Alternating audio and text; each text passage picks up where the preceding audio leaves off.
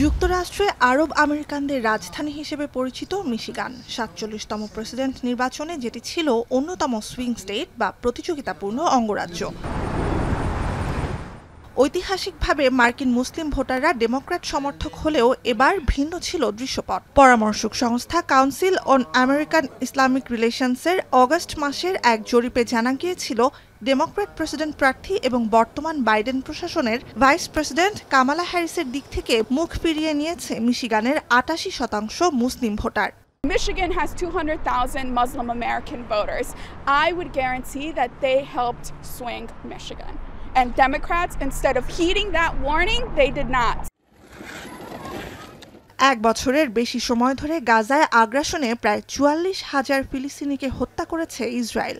লেবাননে গেল ২ মাসে এ সংখ্যা প্রায় ৪,০০০। হাজার হাজার শিশুর মর্মান্তিক প্রাণহানি পুরো বিশ্বকে কাঁদালেও ইসরায়েলকে থামাতে পারেনি ঘনিষ্ঠতম মিত্র যুক্তরাষ্ট্র, বরং বারবার জানিয়েছে জোরদার সমর্থন।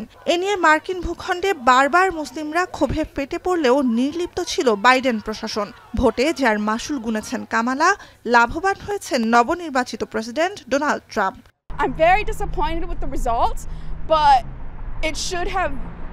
people should have realized it would come to pass if Democrats did not make a major change with how they were framing Israel-Gaza. কিন্তু ট্রাম্পকে জিততে সহযোগিতা করেও হালে পানি পাচ্ছেন না মুসলিমরা।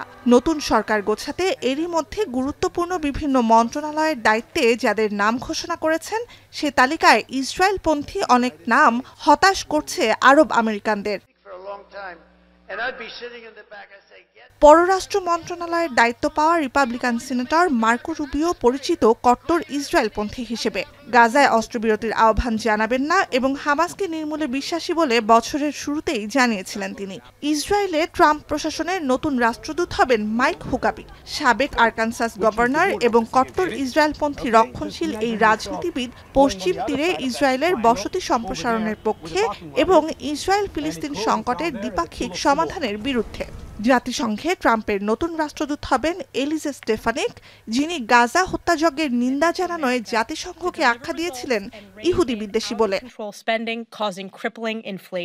যুক্তরাষ্ট্রের মুসলিম নেতারা বলছেন ৫ নভেম্বরের নির্বাচনে ট্রাম্পকে ভোট দেয়া মুসলিম ভোটাররা সামান্য হলেও আশা করেছিলেন যে শান্তি প্রতিষ্ঠায় কাজ করবেন ট্রাম্প, কিন্তু এখন পর্যন্ত তেমন কোনো লক্ষণই দৃশ্যমান নয়। বিশ্লেষকরা বলছেন ট্রাম্পের নিরঙ্কুশ বিজয় মধ্যপ্রাচ্যের রাজনীতির নতুন সমীকরণ তৈরি করবে তার নির্ধারিত ছিল আগে থেকেই। Trump's been a big supporter of Israel. He hasn't always got on with Netanyahu, and I'm not quite sure where that relationship will go, though I'm sure Netanyahu is pleased to see Trump rather than Harris heading for the White House.